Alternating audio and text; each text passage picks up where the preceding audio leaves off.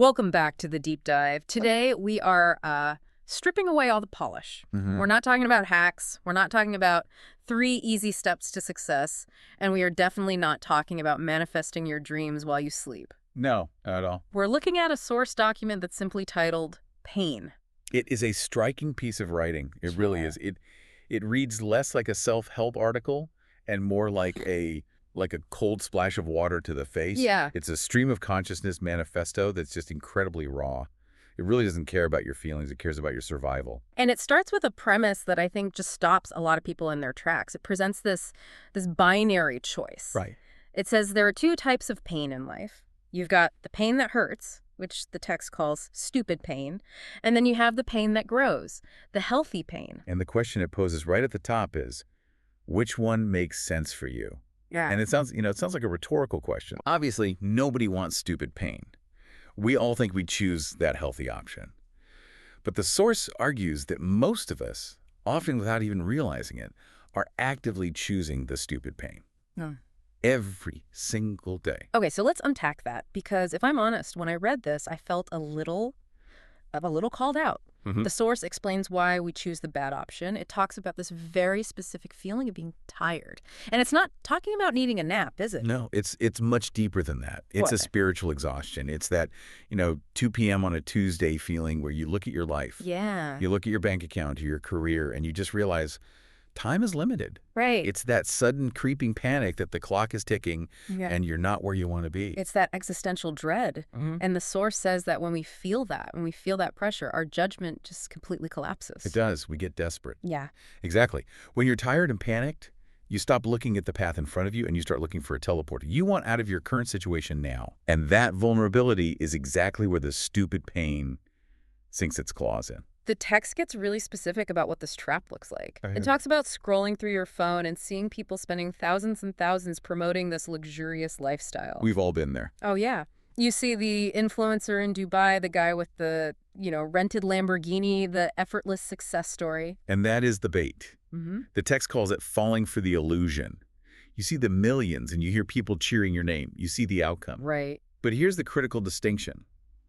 You want the outcome, but you have zero interest in the process that actually got them there. And there's this incredible and frankly slightly terrifying metaphor the text uses to describe this mindset. Oh, yeah? It says, you would like to jump a plane without a parachute and someone to catch you mid the air. It's a violent image, isn't it? Yeah. But think about the psychology behind it. Yeah. Jumping out of a plane without a parachute isn't just risky, it's suicidal. But the stupid pain mindset, it convinces you that because you want it so badly, the laws of physics won't apply to you. Right. You think, I'll just jump and someone will catch me. It's the entitlement of wanting to be saved. It's buying the crypto coin because you want to get rich next week, not in 10 years. Exactly. It's taking the diet pill instead of going to the gym. You want the thrill of the free fall, but you want a guarantee of safety that you didn't earn. Precisely. And that is why it is stupid pain. Because gravity always wins. Eventually you hit the ground. Yeah. And that pain, the pain of the crash, the pain of the scam, the pain of the wasted time, it's stupid. Yeah. Because it was entirely self-inflicted by delusion. You suffered because you refused to look at reality. The source has this great line about visual limitation. It says, you don't see the picture, you only see that little bit. A corner where you see the happiness, Right. that's the Instagram crop. Yeah. You see the person standing on the summit, arms raised, looking victorious. You see the corner of the picture. Right. What you don't see is the divorce they went through to get there. Yeah. You don't see the health issues, the bankruptcy scares, the 20 years of anonymity. We fall in love with the corner of the picture because the full picture is terrifying. So that's the trap. That's the seduction of the shortcut. But the source pivots here. It drags us away from that fantasy of the parachute and drops us right at the base of a very real, very steep mountain. Yeah. This is where we get into the concept of healthy pain. And the atmosphere changes completely here. Mhm. We leave the luxury behind. The healthy pain isn't about being saved. No. It's about climbing. But I have to say, the way the source describes this climb, it's not exactly a motivational poster. Not at all. It's grim. It's so grim. It says when you are climbing the mountain, you know some people died and you expect them to be there. It stops pulling punches. This is the reality check. But hold on. I want to push back on this a little bit. It says you see them and you're not surprised. That feels incredibly cold to me. We're talking about failure, these metaphorical dead bodies of people who tried and didn't make it, and we're supposed to just walk past them. It feels, I don't know, borderline sociopathic. It does feel cold, I agree. But let's look at it through the lens of survival, or even just physics. If you are halfway up Everest in the death zone, and you stop to carry everyone who didn't train, Okay. everyone who didn't pack the right gear, everyone who gave up, Yeah. what happens to you? You freeze. You die with them. Exactly. Hmm. The source isn't advocating for cruelty. It's advocating for extreme focus. Right. It's saying that your empathy cannot become a suicide pact. Uh-huh. In the stupid pain fantasy, no one fails. In the healthy pain reality, failure is part of the landscape. You see the business that went under. Sure. You see the musician who never made it. You acknowledge them. But you don't let it stop you. You can't. The text says, you can't do nothing about it to help them. That's the stoicism. You learn from their fall, but you don't join them in it. So, The defining characteristic of growth pain is that you keep moving upward, fully aware that failure is a possibility. so the person in stupid pain sees a failure and says, oh no, this is dangerous, I quit. But the person in growth pain sees a failure and says, They say, I knew that was a risk when I signed up. oh, They aren't surprised. That lack of surprise is resilience. If difficulty shocks you, you aren't ready for the climb. okay, so we have the danger, we have the grim reality of the casualties, but surely if we accept all that, the actual process of climbing is somewhat exciting, right? You think so? It's an adventure. It's the hero's journey. Well, this is where the source drops probably its most important insight. Mm. And it completely contradicts that cheering crowd's image we started with. Mm-hmm. The source says the healthy pain is boring. It's not exciting. That's a direct quote. It's boring. It creates such a cognitive dissonance for us, right? We're raised on movies. We think of the training montage, the music swelling, the sweat flying, the rapid progress. That looks exciting. Totally. But the reality of healthy pain, it's waking up at 4 a.m. when it's pitch black. Mm-hmm. It's eating the same bland food. It's practicing the same scale on the piano for the 10,000th time. It's silence. It's tedium. It is absolute monotony. The text says you have to understand the boring part, master the boring part. Master the boring part. That's a really interesting phrase because usually we try to escape boredom. We doom scroll, we listen to podcasts, we do anything to avoid just sitting with the work. Right. We treat boredom like a bug in the system. The source argues that boredom is the feature. It's the point. It's the point. Yeah. Can you sit with the monotony and still perform at a high level? Right. That is the gatekeeper. That is what separates the people at the top from the people at the bottom. Mm-hmm. The amateur gets bored and quits, or tries to find a new strategy to make it exciting again. The master gets bored, just does another rep. The text even suggests we need to reframe it. It says, do it in such a way that it feels like fun. I don't think it means fun like a party. No. I think it means finding fun in the discipline itself. It's the programmer who learns to love the clean code, not just the finished app. Right. It's the runner who loves the rhythm of their breathing, not just the finish line.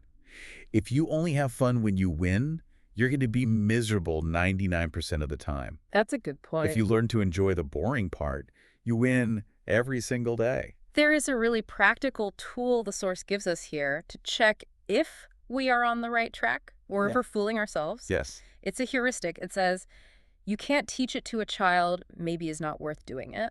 I love this concept, the child test. It argues for radical simplicity. So how does that work in practice? Well, think about stupid pain schemes. They're usually complicated. I'm going to leverage this debt to buy this option to flip this asset using this loophole. If Okay. you try to explain that to a 7-year-old, they'll just look at you like you're crazy. They'll ask why. It sounds like a scam because it usually is. Exactly. Huh. But healthy pain. I am going to save my money. I am going to lift heavy things until I am strong. I'm going to practice until I'm good. A child understands that immediately. It's simple, it's boring, but it's true. Yeah. If your plan for success requires a 3-hour PowerPoint to justify why it's going to work, you're probably trying to jump out of the plane without a parachute. Simplicity is the litmus test for truth. That's a great takeaway. It really is. But I want to get back to the motivation here. Because we're talking about enduring this boring, grueling, death-defying climb. We're ignoring the dead bodies. We're eating the bland food. We are doing the reps. We're doing all of this for a reason. We want to get to the top. We want the reward. And this is where the source manages our expectations with a sledgehammer. It really does. It says, maybe for 1 hour when you get at the top, we get to enjoy a little bit. 1 hour. Just 1 hour. Oh. I have to play devil's advocate here. Is that worth it? Years of struggle, years of boredom for 60 minutes of satisfaction. That sounds like a terrible deal. If you look at it purely as a transaction, yes, it's a terrible deal. But the source is warning us. If you are climbing only for the view, you are going to be heartbroken. Mm-hmm. I mean, how long does the feeling of achievement actually last before you're looking for the next thing? You win the championship, you get the promotion, you buy the dream house. The dopamine hit is incredibly short. You're happy for a bit, and then you're just work shit again. Exactly. Mm-hmm. So if the reward at the end is fleeting, the value must be in the climb itself. The transformation has to happen in the boring parts, or else the whole thing is a waste of time. There is also a really interesting conflict in the text regarding sharing this success. It mentions that we have this village thinking. We want to share the moment with others, bring everyone up with us. Right. But then it pivots and says, maybe you would like to share it alone. And this connects back to the solitude of the mountain. The text gives us permission to be a little bit selfish with our achievement. It says, enjoy that moment because you deserve it. Yeah. There is this massive societal pressure that every win has to be a communal win. You have to thank everyone. You have to be humble. But the source is saying, you did the boring work.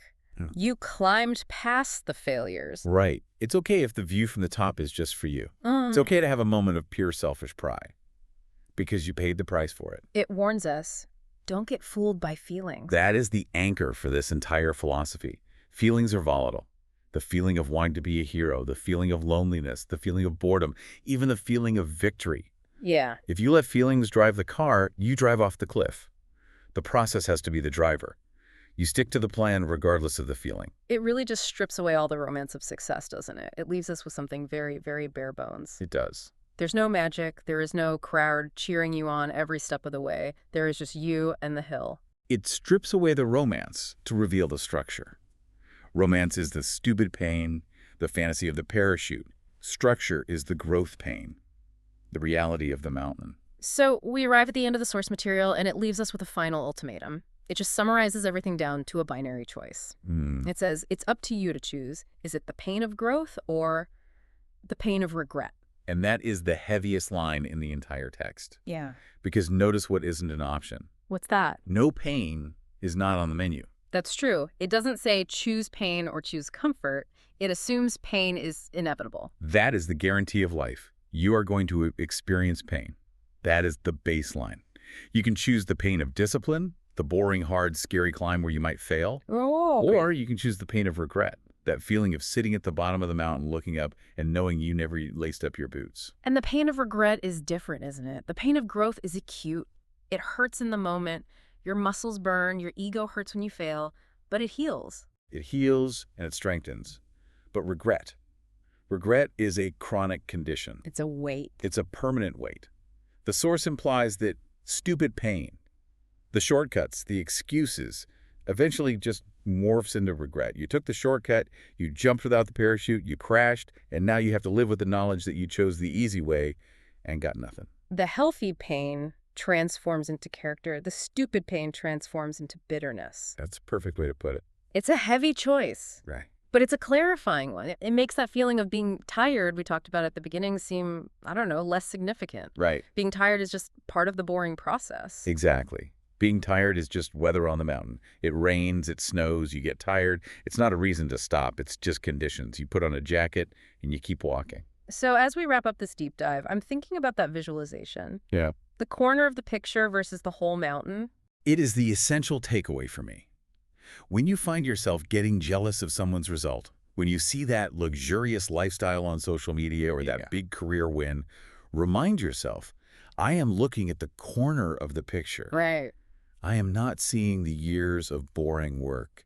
I am not seeing the dead bodies of their failed attempts. I am not seeing the sacrifice. And if you want that result, you have to buy the whole package. You can't just buy the corner. You have to buy the mountain. Yeah. You have to sign the contract for the boredom, the fear, and the risk. This has been a really grounding conversation. It's not the usual go-get-'em motivational speech. It's more of a put your head down and work speech. Which, ironically, is the only kind of motivation that actually works. Inspiration is a feeling. It fades.